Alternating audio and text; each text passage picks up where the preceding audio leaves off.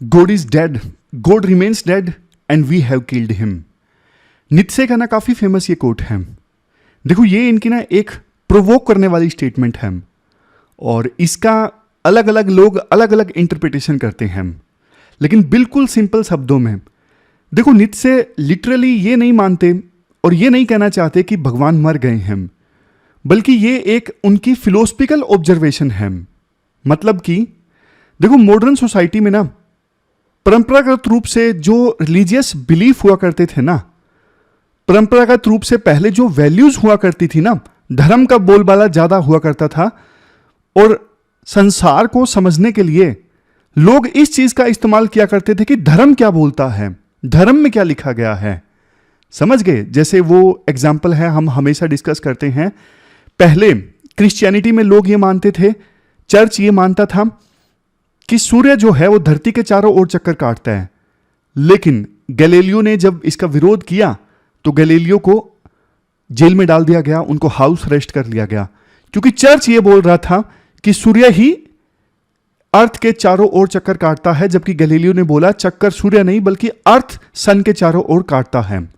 देखो जब नित्से ये बोलते हैं ना वी हैव किल्ड हिम, मतलब हमने भगवान को मारा है, तो वो ये सजेस्ट करते हैं कि ये मानवता खुद है जो देखो रिलीजियस बिलीफ्स में डिक्लाइन लेकर आई है। जैसे जैसे लोगों ने नई सोच को अपनाया और ट्रेडिशनल अथॉरिटीज पे सवाल उठाए, तो उन्होंने ना इफेक्टिवली भगवान के कंसेप्ट को मार दिया और उस सुप्रीम बीइंग को, पहले ना ये ज्यादा लोगों का यही मानना था कि पूरी दुनिया को भगवान चला रहा है, पूरी यूनिवर्स को वही गवर्न कर रहा है, लेकिन जब साइंस ज्यादा आई, लोगों ने रैशनली सोचना स्टार्ट किया, तो ये जो पुराना बिलीफ था ना वो धीरे धीरे डिक्लाइन करता गया।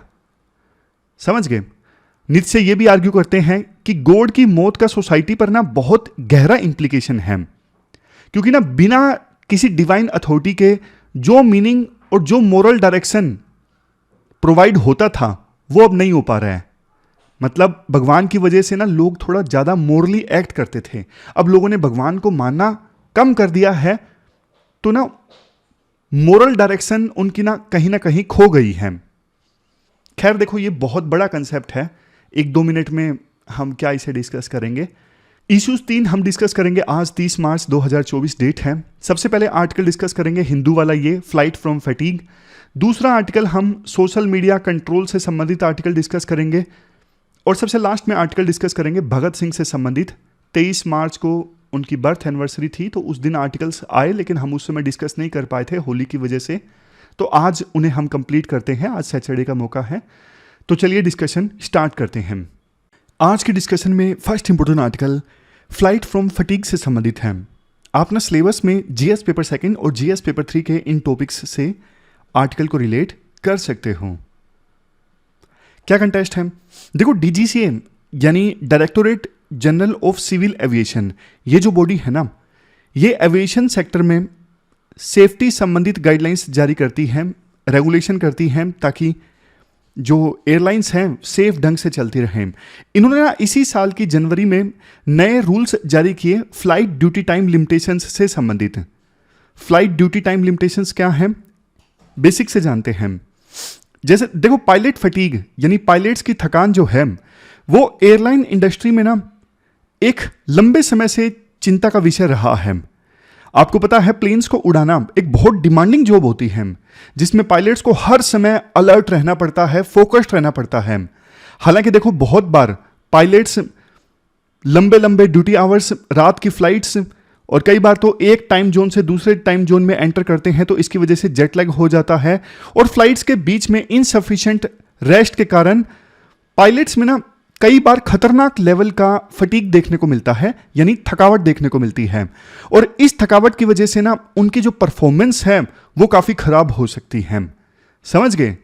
पायलट के फटीग का क्या नुकसान हो सकता है। तो इसी प्रॉब्लम को एड्रेस करने के लिए डीजीसीए जैसी जो एविएशन रेगुलेटर्स होते हैं वो पायलट्स की मैक्सिमम ड्यूटी आवर्स की ना सीमा तय कर देते हैं कि आपको ना एक बार में इतने घंटे प्लेन उड़ाना है, इससे ज्यादा नहीं, और 2 शिफ्ट के बीच में कितना गैप होना चाहिए। सारी जो गाइडलाइंस हैं वो समय समय पर डीजीसीए समेत वर्ल्ड की दूसरी रेगुलेटरी बॉडीज है ना वो जारी करती रहती हैं। क्योंकि देखो फटीग यानी थकान की जो डेफिनेशन है ना, वो समय समय पे साइंस के हिसाब से चेंज होती रहती है। उसी हिसाब से डीजीसीए और वर्ल्ड की दूसरी रेगुलेटरी बॉडीज अपनी गाइडलाइंस भी चेंज करती रहती हैं। तो इसी साल के जनवरी में ना डीजीसीए के नए रेगुलेशंस आए, जिसमें ना डीजीसीए ने सबसे पहले पायलट्स के लिए ड्यूटी पीरियड्स के बीच में जो मैंडेटरी रेस्ट होता है ना, उसको बढ़ा दिया। फॉर एग्जाम्पल 2 शिफ्ट के बीच में 8 घंटे का रेस्ट था पहले, तो अब 2 शिफ्ट के बीच में रेस्ट पीरियड को बढ़ा के 8 से 10 घंटे कर दिया गया है।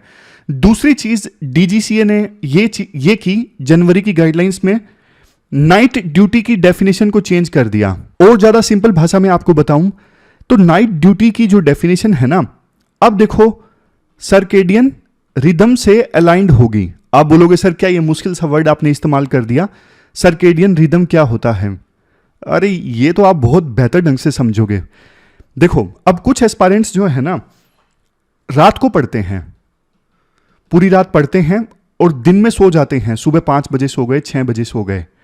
लेकिन देखो एग्जाम 9:30 बजे है प्री का सुबह, तो ऐसे लोग जो रात भर पढ़ते हैं और सुबह 5-6 बजे 7 बजे सो जाते हैं, वो एग्जाम वाले दिन ना नींद आएगी उनको 9:30 बजे। वो बात अलग है यूपीएससी इतना मुश्किल पेपर दे दे कि नींद उड़ जाए, लेकिन क्योंकि देखो इन एस्पायरेंट्स का ना ये दिन का जो समय होता है ना वो सोने का होता है, उनकी बॉडी इसी प्रकार से उनकी बायोलॉजिकल क्लॉक सेट हो गई है, रात में जागना दिन में सोना। तो ऐसे एस्पायरेंट्स के लिए नाइट की डेफिनेशन अलग है। इसीलिए यह सलाह दी जाती है ऐसे एस्पायरेंट्स एग्जाम से कम 15-20 दिन पहले से अपनी बायोलॉजिकल क्लॉक ठीक कर लें, एग्जाम के हिसाब से कर लें। तो उसी प्रकार से देखो पायलट्स भी ना कई बार इनको नाइट ड्यूटी करनी पड़ती है, लेकिन कुछ पायलट्स ऐसे हैं, फॉर एग्जांपल महेश, जो 1 महीने से ना नाइट ड्यूटी ही कर रहा है। जब बाकियों के लिए रात होती है उसके लिए सुबह होती है, लेकिन एकदम से अगले दिन उसको बोला गया कि अब आपको दिन में ड्यूटी लगी है आपकी। लेकिन उस महेश नाम के पायलट की जो बायोलॉजिकल क्लॉक है वो तो देखो अब मिस अलाइन हो जाएगी, डिसरप्ट हो जाएगी। तो डीजीसीए की जनवरी की गाइडलाइंस के हिसाब से नाइट ड्यूटी की जो डेफिनेशन है ना किसी भी पायलट के, वो सर्केडियम रिदम के हिसाब से होनी चाहिए, बॉडी के बायोलॉजिकल क्लॉक के हिसाब से होनी चाहिए। और अगर चेंज किया जाता है तो उस पायलट को ना रेस्ट के लिए इनफ समय दिया जाए। जैसे हम बोलते हैं ना एस्पायरेंट्स को 10-15 दिन पहले अपना रूटीन सही कर लेना चाहिए, तो पायलट्स को 10-15 दिन तो नहीं, कम से कम 1-2 दिन जितना भी साइंटिफिक टाइम जरूरी होता है उसके हिसाब से अपना रूटीन जो है वो नए ड्यूटी टाइम के हिसाब से कर लेना चाहिए। अब आप पूरा कंसेप्ट समझ गए होंगे। तीसरा पॉइंट, इवन डीजीसीए ने ना जनवरी की गाइडलाइंस में विभिन्न एयरलाइंस को यह भी बोला कि आप रेगुलरली ना पायलट्स की जो फटीग रिपोर्ट्स है ना वो उसकी कंप्लायंस फाइल करें। तो गाइडलाइंस तो देखो डीजीसीए की अच्छी थी जनवरी वाली, लेटेस्ट साइंटिफिक रिसर्च के अकॉर्डिंग थी, ग्लोबल बेस्ट प्रैक्टिसेस के अकॉर्डिंग थी। और विभिन्न एयरलाइंस को ना 1 जून का वक्त दिया गया था कि 1 जून से पहले पहले आप ये नई गाइडलाइंस फॉलो करना स्टार्ट कर दो ताकि सेफ्टी इंश्योर की जा सके। बट देखो नए जो गाइडलाइंस थी ना, नए रेगुलेशन थे, वो एयरलाइंस को पसंद नहीं आई, उनकी तरफ से स्ट्रॉन्ग रेसिस्टेंस आया। इंडिया की एयरलाइंस ने बोला कि भैया अगर हम नई गाइडलाइंस को इंप्लीमेंट करेंगे तो पायलट्स को ज़्यादा रेस्ट देना पड़ेगा और हमें फिर 15 से 25% ज़्यादा पायलट्स की हायरिंग करनी पड़ेगी। इससे तो पीक समर सीजन में 20% फ्लाइट्स का कैंसलेशन देखने को मिल सकता है। तो एयरलाइंस ने ना प्रेशर डाला डीजीसीए पे। तो डीजीसीए ने एयरलाइंस के प्रेशर के आगे घुटने टेक दिए और डीजीसीए ने बोला कि अभी तो देखो आप 2019 की जो गाइडलाइंस हैं वही फॉलो करते रहिए और नई गाइडलाइंस को मत फॉलो कीजिए। देखो बहुत क्रिटिकल इशू है, लेकिन डीजीसीए ने घुटने टेक दिए एयरलाइंस के आगे। ये राइटर बोलना चाहते हैं, राइटर कहते हैं पायलट्स की फटीग की वजह से बहुत सारे हादसे होते हैं। 2009 में न्यूयॉर्क में एक बड़ा हादसा हो गया था, एयर फ्लाइट 3407 का क्रैश देखने को मिला और इन्वेस्टिगेशन में पाया गया कि पायलट्स का जो थकान थी, फटीग था, वो मेजर रीजन रिस्पॉन्सिबल है इस एक्सीडेंट के लिए। 50 लोग इस एक्सीडेंट में मारे गए थे। तो इंटरनेशनल सिविल एविएशन ऑर्गेनाइजेशन ने ना 1950 के दशक में यानी 1950s में ना पायलट्स के लिए फ्लाइट ड्यूटी आवर्स को लिमिट करने के लिए गाइडलाइंस इस्टेब्लिश किए थे। और तब से लेके पायलट्स के लिए फ्लाइट ड्यूटी आवर्स समय समय पे ना रीडिफाइन होते रहते हैं। जैसे जैसे लेटेस्ट रिसर्च होती रहती है फटीग से संबंधित, उसी हिसाब से गाइडलाइंस जो हैं इंटरनेशनल सिविल एविएशन ऑर्गेनाइजेशन और विभिन्न देशों की जो रेगुलेटरी बॉडीज हैं वो समय समय पे ये फ्लाइट ड्यूटी टाइम वाली जो गाइडलाइंस हैं वो चेंज करती रहती हैं। इसके बाद आर्टिकल में ये कहा जाता है कि इंडिया की जो एविएशन मार्केट है ना बहुत तेजी से ग्रो कर रही है। पायलट्स की ज़बरदस्त शॉर्टेज है हमारे देश में और स्किल्ड पायलट्स की कमी है, और जो एयरलाइंस हैं उतना तेजी से पायलट्स को ट्रेन नहीं कर पा रही हैं। तो ये एक बड़ा रीज़न है जिसकी वजह से एयरलाइंस ने प्रेशर डाला डीजीसीए पे कि आप अपनी गाइडलाइंस को सस्पेंड कर दीजिए फ़िलहाल के लिए। बट देखो, एविएशन सेफ्टी के हिसाब से ना हमारा ट्रैक रिकॉर्ड खराब रहा है। इंटरनेशनल सिविल एविएशन ऑर्गेनाइजेशन ने पहले भी डीजीसीए पे क्वेश्चंस उठाए हैं। डीजीसीए पे कई बार ऐसे भी आरोप लगते हैं कि ज़्यादा स्किल्ड बॉडी नहीं है, इनएडुकेट एक्सपर्टीज़ है, स्टाफ की कमी है, ऐसे ऐसे आरोप डीजीसीए पे ऑलरेडी लगते हैं। और अब प्राइवेट एयरलाइंस के आगे घुटने टेकना, सारी एयरलाइंस प्राइवेट ही हैं, अभी तो एयर इंडिया को सरकार बेच चुकी है, तो एयरलाइंस के आगे घुटने टेकना ये बताता है कि डीजीसीए जो है वो इंडिपेंडेंट होकर काम नहीं करती है। असर्टिव होना चाहिए था डीजीसीए को, लेकिन प्रॉफिट को ज़्यादा तवज्जो दी गई और सेफ्टी को कम तवज्जो दी गई। एक बीच का रास्ता निकालना चाहिए था, प्रॉफिट को नुकसान पहुंचाए बिना सेफ्टी को कैसे इंश्योर किया जा सकता है, ऐसा बीच का रास्ता निकालना चाहिए था, ताकि हमारा देश भी हाईएस्ट स्टैंडर्ड ऑफ सेफ्टी के लिए जाना जाए सिविल एविएशन के क्षेत्र में। तो ये पूरा आर्टिकल हमने डिस्कस किया, चलते हैं आगे। इसके बाद next article social media for children के रेगुलेशन से संबंधित है। आज दूसरा आर्टिकल भी रेगुलेशन से संबंधित और पहला आर्टिकल भी रेगुलेशन से संबंधित। आप ना जीएस पेपर सेकंड में इस टॉपिक से आर्टिकल को रिलेट कर सकते हो।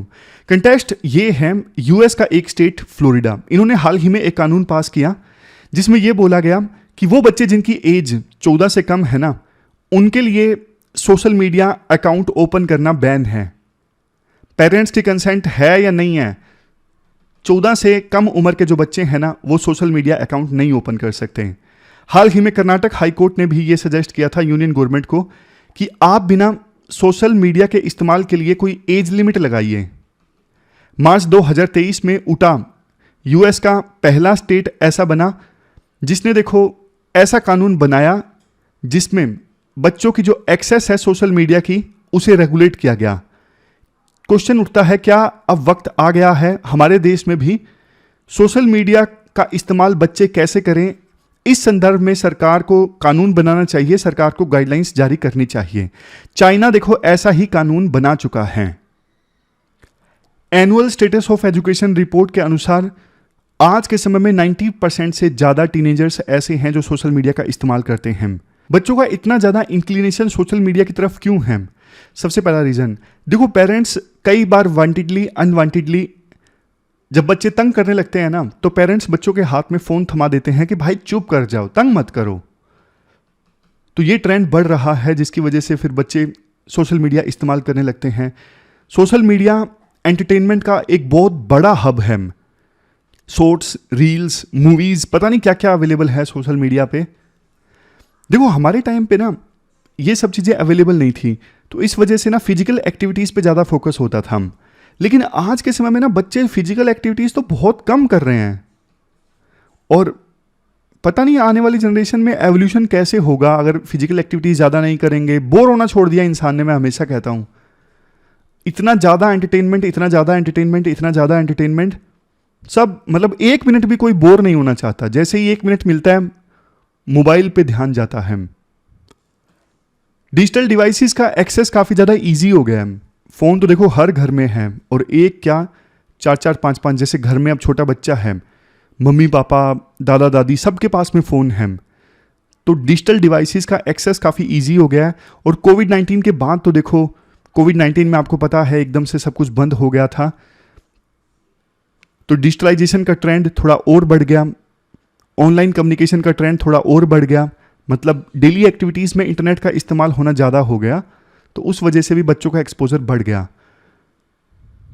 और बच्चे भी क्या करें, पीयर प्रेशर उन पे ऊपर ज़्यादा आता है। अब 2 बच्चे हैं ए बी, अब देखो ए जो है वो सोशल मीडिया का इस्तेमाल कर रहा है, बी नहीं कर रहा, बी पे प्रेशर आता है कि यार मेरे सारे दोस्त कर रहे हैं, मैं नहीं कर रहा।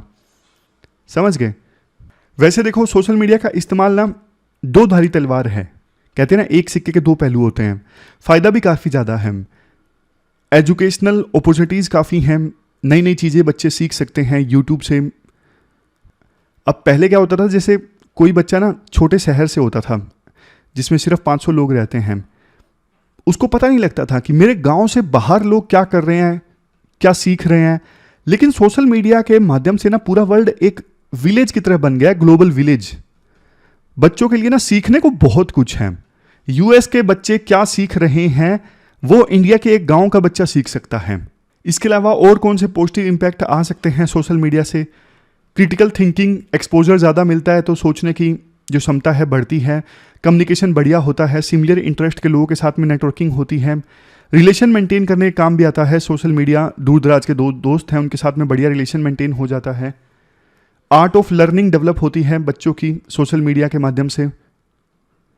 ट्रांसपेरेंसी रहती है, मतलब कि फॉल्स नैरेटिव जो अफवाह फैलती है, रूमर्स फैलते हैं, उनको दूर किया जा सकता है सोशल मीडिया के माध्यम से। सपोर्ट एंड सॉलिडेरिटी, अब कई बार आपने देखा होगा कोई स्टोरी शेयर हो जाती है सोशल मीडिया पर कि ये मुसीबत में है, इसकी मदद करो, तो उसी समय फिर दूसरे लोग जो हैं वो एकजुटता जाहिर करने लगते हैं, मदद करने लगते हैं। समझ गए? तो ऐसी सपोर्ट एंड सॉलिडेरिटी मिलती है सोशल मीडिया के माध्यम से। नेगेटिव इम्पैक्ट तो काफ़ी ज़्यादा है। वायलेंस, वर्चुअल वायलेंस भी होता है, धमकी दी जाती है कि आपको मार देंगे, साइबर बुलिंग होती है, पोर्नोग्राफी की तरफ इंक्लिनेशन कई बार हो जाता है बच्चों का छोटी उम्र में ही। इलीगल बैटिंग, बहुत सारे बच्चे इलीगल बैटिंग का शिकार हो जाते हैं। मेंटल इंस्टेबिलिटी, बहुत बार बच्चे ना वर्चुअल वर्ल्ड में जीना स्टार्ट हो जाते हैं सोशल मीडिया पर बाकी चीज़ों को देख के। मतलब अब आपको पता है, देखो फेसबुक है और बाकी इंस्टाग्राम वगैरह है, अब सभी लोग ना वहाँ पे अपनी बेस्ट से बेस्ट तस्वीर डालते हैं और बेस्ट से बेस्ट मौके की। कहीं घूमने गए, साल में कोई एक बार घूमने गया है और वहाँ से वो फोटो लेके डालेगा, लेकिन बाकी लोगों को लगेगा कि इसकी लाइफ तो चिल चल रही है। वो खुद के दिमाग में बहुत सारी चीज़ें सोचने लगेगा, यार मेरी ज़िंदगी झंड है, बाकी तो सब बहुत बढ़िया जी रहे हैं। ऐसा कुछ नहीं होता है। सोशलाइजेशन, सोशल मीडिया देखो सोशलाइजेशन का अल्टरनेटिव नहीं है। अगर हम फिजिकली मिलते हैं, आमने सामने मुलाकात करते हैं तो रिलेशनशिप स्ट्रॉन्ग बनती है। सोशल मीडिया पे कभी भी इतनी स्ट्रॉन्ग रिलेशनशिप नहीं बनती है, इमोशंस सामने नहीं आ पाते हैं, स्ट्रॉन्ग बॉन्डिंग नहीं बन पाती है। फॉल्स इन्फॉर्मेशन, सोशल मीडिया तो देखो बल्कि फॉल्स इन्फॉर्मेशन का हब है। लगातार सोशल मीडिया को एक्सेस करने से impatience, aggression, concentration problem, memory issues, headache, I and back discomfort, stress, communication difficulties, lethargy, depression, ये सब चीज़ें आ जाती हैं। तो क्या करना चाहिए? सबसे पहले है पेरेंटल कंट्रोल। पेरेंट्स का ना अपने बच्चों पे नज़र होनी चाहिए। पेरेंट्स को बच्चों का कॉन्फिडेंस जीतना चाहिए और उनको गाइड करना चाहिए कि बेटा इतना सोशल मीडिया इस्तेमाल मत करो। Next, digital education. ये देखो स्कूल की, टीचर्स की, पेरेंट्स की और दूसरी अथॉरिटीज़ की जिम्मेदारी बनती है कि बच्चों में ना डिजिटल एजुकेशन इनकलकेट की जाए ताकि वो सोशल मीडिया का इस्तेमाल अपने फ़ायदे के लिए करें, नुकसान के लिए नहीं। Regulation of social media, social media companies को भी ना अपनी एक्टिविटीज़ को सेल्फ रेगुलेट करना चाहिए और इसके लिए गवर्नमेंट को इन सोशल मीडिया कंपनीज की अकाउंटेबिलिटी फिक्स करनी चाहिए। लेकिन ऐसा होता नहीं है। इनका तो एल्गोरिथम है ही इसलिए कि ज़्यादा से ज़्यादा लोग एडिक्टेड हो जाएं सोशल मीडिया का, ज़्यादा से ज़्यादा टाइम बिताएं। इनका एल्गोरिथम ऐसे ही काम करता है। Next, counselling. प्रोफेशनल जो काउंसलर है ना वो बच्चों की मदद कर सकते हैं सोशल मीडिया एडिक्शन से छुटकारा पाने में। जैसे WHO ने ना हाल ही में रिकमेंडेशंस जारी की, 2 साल से कम के बच्चे जो है ना उनको तो कोई स्क्रीन टाइम उनके लिए नहीं होना चाहिए, और जिनकी एज 2 से 4 के बीच में है, एक दिन में सिर्फ 1 घंटे का स्क्रीन टाइम होना चाहिए। टेक्नोलॉजिकल सॉल्यूशंस अपनाए जा सकते हैं जैसे सेंसरशिप। गवर्नमेंट और इंटरमीडियरी मतलब सोशल मीडिया प्लेटफॉर्म्स, ये टेक्नोलॉजी में इन्वेस्ट करें ताकि मिस इन्फॉर्मेशन और फेक न्यूज़ से छुटकारा पाया जा सके। नेक्स्ट है सेल्फ रेगुलेशन। ये सोशल मीडिया प्लेटफॉर्म्स जो है ना अपने आप को सेल्फ रेगुलेट करें, इंटरनल कमेटीज़ का गठन करें ताकि इनके प्लेटफॉर्म पे जो भी कंटेंट डाला जाता है उसको मॉनिटर किया जा सके, और यूजर्स के लिए भी अपॉर्चुनिटी होनी चाहिए। जैसे हमारे सामने कोई फेक न्यूज़ आती है तो हम उसे फ्लैग कर दें, बाद में सोशल मीडिया की यानी फॉर एग्जांपल फेसबुक ट्विटर की जो कमेटी है वो उसमें देखे क्या ये फ्लैगिंग सही है गलत है। कोलैबोरेटिव अप्रोच, सरकार, इंटरमीडियरी, सिविल सोसाइटी ऑर्गेनाइजेशन सब मिल के काम करें ताकि सोशल मीडिया को सेफ प्लेटफॉर्म बनाया जा सके, सेफ जगह बनाई जा सके।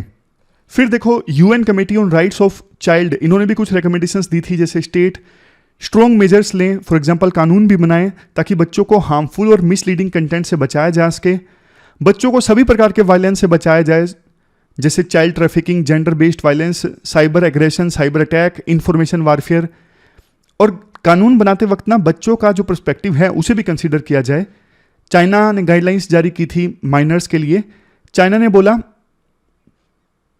माइनर्स के लिए ना रात को 10 से लेकर सुबह 6 बजे के बीच में इंटरनेट को यूज करने की इजाजत नहीं होगी, और वो बच्चे जिनकी एज 16 से 18 के बीच में है वो एक दिन में सिर्फ 2 घंटे इंटरनेट चला सकते हैं, इससे ज्यादा नहीं। तो ये पूरा आर्टिकल हमने डिस्कस किया। आपकी क्या राय है इस बारे में? क्या इस प्रकार की गाइडलाइंस, इस प्रकार का कानून अब सरकार को बनाना चाहिए या नहीं बनाना चाहिए? आप कमेंट बॉक्स में बता सकते हो। इसके बाद नेक्स्ट आर्टिकल देखो, भगत सिंह की आइडियोलॉजी से संबंधित है। इंडियन एक्सप्रेस के इस आर्टिकल में भगत सिंह जी की पर्सनैलिटी के ऐसे एस्पेक्ट्स हम जानेंगे जो शायद बहुत कम लोगों को पता है। आप देखो जीएस पेपर 1 के इस टॉपिक से आर्टिकल को रिलेट कर सकते हो। देखो यूपीएससी फ्रीडम फाइटर्स के ऊपर सीधा सीधा क्वेश्चन भी पूछती है, और विभिन्न लीडर्स के बीच में, विभिन्न महान लीडर्स के बीच में आपस में उनके विचारों को कंपेयर करवाना, ये तो यूपीएससी की हॉबी है। कई सारे क्वेश्चंस यूपीएससी इस पे पूछ चुकी है। तो शुरुआत में भगत सिंह से संबंधित बेसिक जानकारी। जन्म होता है 28 सितंबर 1907 को, और देखो जन्म कहां पे होता है? लयालपुर डिस्ट्रिक्ट के बंगा गांव में, जो कि आज के पाकिस्तान का फैसलाबाद है। भगत सिंह की पर्सनैलिटी बहुत ही ज़्यादा करिश्मेटिक थी, मैग्नेटिक पर्सनैलिटी थी। जॉन सैंडर्स की हत्या के आरोप में भगत सिंह समेत दूसरे रेवोल्यूशनरीज जैसे सुखदेव और राजगुरु को फांसी दे दी गई थी, सिर्फ और सिर्फ 23 साल की उम्र में। इतनी कम उम्र में शहीद होने से पहले भगत सिंह ने देश के लिए, समाज के लिए बहुत कुछ कर दिया था। और जब देखो उनका ट्रायल चल रहा था ना, तो भगत सिंह का ट्रायल काफ़ी ज़्यादा फेमस हुआ था, लोगों में चर्चा का एक विषय बना था। ट्रायल के दौरान नेशनलिज्म की भावना लोगों में और ज़्यादा स्ट्रॉन्ग हुई। अब जानते हैं भगत सिंह से संबंधित 5 ऐसी चीज़ें जो कम लोगों को पता है। सबसे पहली चीज़, भगत सिंह का जन्म देखो प्रोग्रेसिव फ्रीडम फाइटर्स के परिवार में हुआ था। उनके फादर किशन और उनके चाचा यानी अंकल अजीत दोनों ब्रिटिशर्स के अगेंस्ट पॉलिटिकली एक्टिव थे। उनके फादर यानी किशन जी जो थे, उन्होंने देखो बहुत ऐसा साहित्य स्प्रेड किया जो लोगों को अवेयर करता था ब्रिटिशर्स के अगेंस्ट। इसके लिए भगत सिंह के फादर को कुछ समय के लिए जेल में भी बंद कर दिया गया था, इस आरोप में कि आप ब्रिटिश राज के अगेंस्ट साहित्य को स्प्रेड कर रहे हो। इवन भगत सिंह के जो चाचा थे ना, उनको भी 1907 में मांडले डिपोर्ट कर दिया गया था, क्योंकि उन्होंने काफ़ी एग्रेसिव स्पीच दी थी ब्रिटिशर्स के अगेंस्ट। उस समय ब्रिटिशर्स एक बिल लेके आए थे 1906 में, पंजाब कॉलोनाइजेशन बिल। ये जो बिल था वो सरकार को और ज़्यादा पावर दे रहा था, तो इस बिल का विरोध किया था भगत सिंह के चाचा अजीत ने। तो इस आरोप में उनको मांडले भेज दिया गया। मांडले म्यांमार का एक शहर, उस समय नाम बर्मा हुआ करता था। तो वहां से, मांडले से भगत सिंह के चाचा अजीत जी चले गए यूरोप में, और उसके बाद अमेरिका चले गए। वहीं पर इन्होंने सैन फ्रांसिस्को बेस्ड गदर पार्टी, जो विदेश में रहकर भारत की आज़ादी के लिए काम कर रही थी, इस गदर पार्टी को ज्वाइन किया। इसका मतलब देखो ये है, भगत सिंह शुरुआत से ही ऐसे इन्वायरमेंट में बड़े हुए जहां पर उन्होंने देखा कैसे ब्रिटिशर्स देश के लोगों को एक्सप्लॉइट कर रहे हैं, उनको तंग कर रहे हैं, देश को लूट रहे हैं। उनके परिवार में ही वो एंटी कॉलोनिज्म विचारों को सुनते थे, एंटी कॉलोनिज्म एक्टिविटीज़ को देखते थे। 1990 में ना एक बुक आई हंसराज राबर की, वो लिखते हैं, देखो जब वो अपनी माँ का दूध पी रहे थे ना, इवन उसी समय उन्होंने नेशनलिस्ट भावनाओं को एसिमुलेट कर लिया। बट देखो एक और राइटर है क्रिस मोफेट, ये तो लिखते हैं Bhagat Singh was a dissenter from a family of dissenter, मतलब कि उनकी फैमिली डिसेंटर थी, ब्रिटिशर्स का विरोध करती थी, लेकिन भगत सिंह तो अपनी फैमिली में भी डिसेंटर थे, यानी कॉलोनिज्म का विरोध करने में वो अपनी फैमिली से भी आगे निकल गए। एग्जाम्पल दिया जाता है कैसे, देखो जब उनको गिरफ्तार किया गया था ना और लाहौर कंस्पिरेसी केस चला, तो उनका एग्जीक्यूशन इम्पेंडिंग था। पता था कि एग्जीक्यूट कर दिया जाएगा, फांसी दे दी जाएगी। तो उस समय भगत सिंह के जो फादर थे ना, किशन जी, वो भगत सिंह से मिले, उनको कन्विंस करवाने की कोशिश की कि बेटा हम मर्सी पिटीशन डाल देते हैं वायसराय को, हमें माफ़ी मिल जाएगी और तुम्हारी जान बच जाएगी।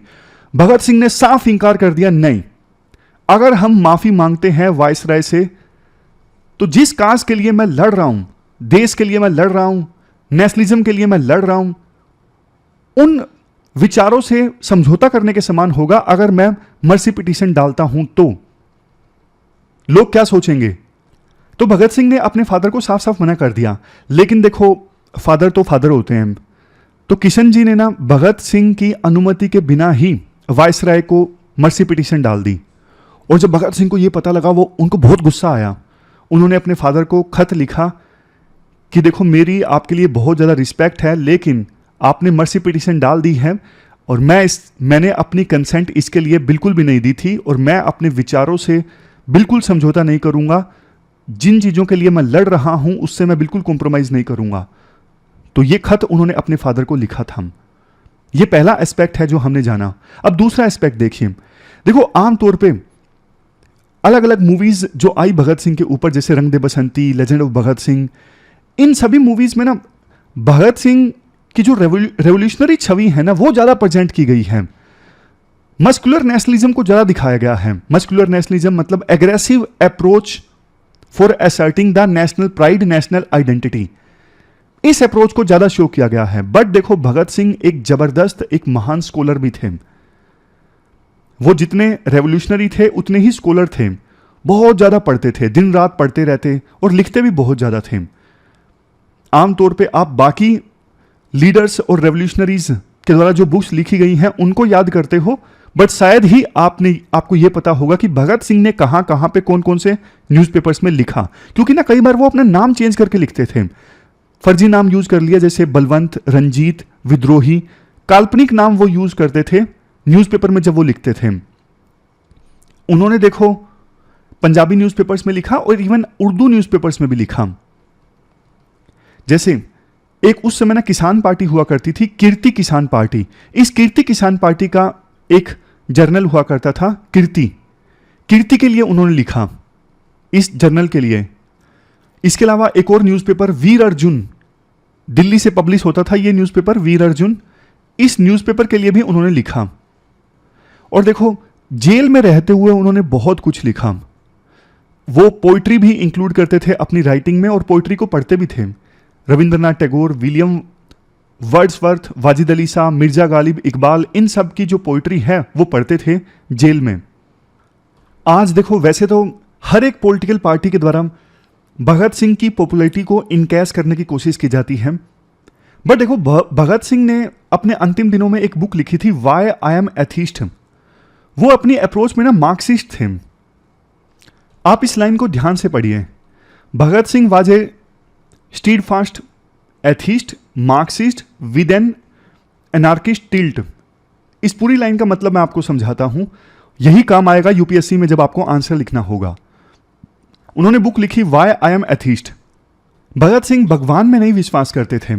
भगत सिंह कहते थे, देखो सभी जो फेथ है ना, वो फंडामेंटल क्वेश्चंस पर उनकी राय अलग अलग है। मतलब अलग अलग धर्मों की जो राय है फंडामेंटल क्वेश्चंस पे वो अलग अलग है। किसी धर्म में लाइफ के बारे में कुछ बताया गया है, जन्म क्यों होता है, जन्म के बाद क्या होता है, कुछ अलग बताया गया है। दूसरे धर्म में एग्जिस्टेंस से संबंधित क्वेश्चंस, मोरल क्वेश्चंस के आंसर्स कुछ अलग दिए गए होंगे। समझ गए? सभी धर्मों में फंडामेंटल क्वेश्चंस के आंसर अलग अलग दिए गए हैं और हर एक धर्म कहता है कि हमारा धर्म सही है। और यही एविल है, यही रूट काज है कि विभिन्न धर्मों के लोगों के बीच में लड़ाई होती है। समझ गए? हर एक धर्म यह कहता है कि हमारा जो धर्म है वो ट्रू रिलीजन है, एक्सक्लूसिविटी है ट्रूथ के ऊपर हमारी। और इसी से डिवीजन पैदा होती है समाज में और इसी से समाज में कन्फ्लिक्ट पैदा होता है। ये कुछ रीजंस हैं कि भगत सिंह नास्तिक क्यों थे, भगवान में विश्वास क्यों नहीं करते थे। उनका यह मानना था कि वर्ल्ड को समझने के लिए ना मैं लॉजिक में ज़्यादा विश्वास करूंगा बजाय के रिलीजियस डॉक्ट्रिन्स में। क्योंकि रिलीजियस जो डॉक्ट्रिन्स होते हैं ना, रिलीजियस प्रिंसिपल्स, वो सिर्फ फेथ पर आधारित होते हैं। उनमें कई बार लॉजिक या फिर साइंटिफिक आउटलुक नहीं होता। इसके अलावा चूंकि वो मार्क्स को मानते थे, इसी वजह से उनकी भी ये सोच थी, उनको लगता था कि जो ऑर्गेनाइज्ड रिलीजन है ना, वो एक प्रकार से टूल है, पॉलिटिकल टूल है कुछ लोगों को एक्सप्लॉइट करने के लिए। मतलब रूलिंग क्लास जो है ऑर्गेनाइज्ड रिलीजन की सहायता से वर्किंग क्लास के लोगों को एक्सप्लॉइट करती हैं। नेक्स्ट, भगत सिंह अंधविश्वास के खिलाफ थे, और कई बार रिलीजन में अंधविश्वास देखने को मिलता है अलग अलग धर्मों में, तो इस चीज़ के काफ़ी अगेंस्ट थे भगत सिंह। भगत सिंह को देखो ये लगता था कि रिलीजन और स्टेट में सेपरेशन होना चाहिए, मतलब स्टेट को कैसे चलाया जाए इसमें रिलीजन का कोई रोल नहीं होना चाहिए। और वो वेस्टर्न थिंकर्स जैसे कार्ल मार्क्स, एंजल्स और दूसरे सोशलिस्ट फिलोसफर से काफ़ी प्रभावित थे। अब इसके बाद एक टर्म है एनार्किस्ट, वो एनार्किस्ट भी थे, ये काफ़ी इंपॉर्टेंट चीज़ है। देखो एनार्किज्म का मतलब ये होता है कि किसी भी देश को, किसी भी सिटी को चलाना है ना, तो कोई सेंट्रलाइज्ड अथॉरिटी नहीं होनी चाहिए। किसी भी प्रकार की ना अथॉरिटी, चाहे वो पॉलिटिकल पार्टी में हो, सरकार में हो, इससे एक्सप्लॉयटेशन होता ही है। मतलब एक जगह पे मान लीजिए शहर में 10,000 लोग रह रहे हैं, तो बस 10,000 लोग आपस में मिलजुल के रहें, म्यूचुअल रिस्पेक्ट और म्यूचुअल एड से चलें। ऐसा नहीं होना चाहिए कि 10,000 लोगों का एक लीडर है जो इन 10,000 लोगों को चला रहा है। ऐसी कोई हायरार्की होती है ना, कोई अथॉरिटी होती है कि एक ग्रुप, एक कमेटी इन 10,000 लोगों को गवर्न करेगी। अगर ऐसा कुछ होगा तो एक्सप्लोटेशन होगा ही होगा। एनार्किज्म का मतलब होता है किसी प्रकार की कोई अथॉरिटी है ही नहीं, किसी प्रकार की कोई अथॉरिटी नहीं, किसी प्रकार की कोई हायरार्की नहीं, ये होता है एनार्किज्म। तो भगत सिंह जो थे ना, उनका टिल्ट एनार्किज्म की तरफ था, वो एनार्किस्ट थे। वो कंप्लीट इंडिपेंडेंस की बात करते थे, वो ऐसे समाज का निर्माण करते थे जिसमें कोई भी धर्म या फिर भगवान से ऑब्सेस्ड नहीं होगा, कोई भी पैसों के पीछे पागल नहीं होगा, या फिर वर्ल्डली डिजायर्स, जो मेटेरियलिस्टिक सुख है ना, उसके पीछे नहीं भागेगा। मतलब स्टेट का कोई भी कंट्रोल नहीं होगा किसी की बॉडी के ऊपर, ना सिर्फ स्टेट का बल्कि दूसरा भी कोई कंट्रोल नहीं होगा किसी इंसान के ऊपर। सब कुछ एलिमिनेट कर दो, church, God, religion, state, private property. ये भगत सिंह की सोच थी, मतलब कंप्लीट इंडिपेंडेंस। भगत सिंह एक बार लिखते हैं, मतलब एथिस्ट से संबंधित एक और पॉइंट जो रह गया, भगत सिंह कहते हैं कि मेरा दोस्त एक बार मुझे बोलता है कि जब डेथ नजदीक आती है ना तो सभी भगवान को मानने लग जाते हैं। तो बोलते हैं कि नहीं, मैं कभी प्रार्थना नहीं करूंगा, मैं कभी प्रे नहीं करूंगा। अगर डेथ आने के नजदीक मैं प्रेयर करता हूं ना, तो ये तो एक प्रकार से अपने विचारों से, अपने प्रिंसिपल से धोखा करने के समान है, जो कि मैं कभी नहीं करूंगा। इसके बाद आते हैं चौथे पॉइंट की तरफ। देखो एक पॉइंट पे काफी डिबेट होता है कि महात्मा गांधी चाहते तो भगत सिंह को बचा सकते थे, महात्मा गांधी ने नहीं बचाया। इवन भगत सिंह के एक एसोसिएट हैं जिन्होंने एक बात ये बोली कि गांधी जी छोटे छोटे इश्यूज पे ना मोरल प्रेशर एक्सर्ट कर लेते थे ब्रिटिश सरकार के ऊपर, छोटे छोटे इश्यूज पे, जैसे प्रोहिबिशन यानी शराबबंदी है, इस इशू पे वो ब्रिटिश सरकार के ऊपर प्रेशर लगा देते थे कि आप प्रोहिबिशन इंप्लीमेंट करवाइए। लेकिन इतना इंपॉर्टेंट चीज भगत सिंह और उनके साथियों ने देश के लिए जो कुछ किया इतनी छोटी उम्र में, उनकी फांसी को रोकने के लिए गांधी ब्रिटिश सरकार के ऊपर प्रेशर लगाने को तैयार नहीं थे। हालांकि कुछ लोग बोलते हैं कि उन्होंने ट्राई किया, बट ब्रिटिश सरकार टस से मस नहीं हुई। कुछ लोग ये बोलते हैं कि गांधी ना ज़्यादा प्रेशर लगाना भी नहीं चाहते थे, क्योंकि उनको समझ में आ गया था कि ब्रिटिश सरकार मानने वाली नहीं है।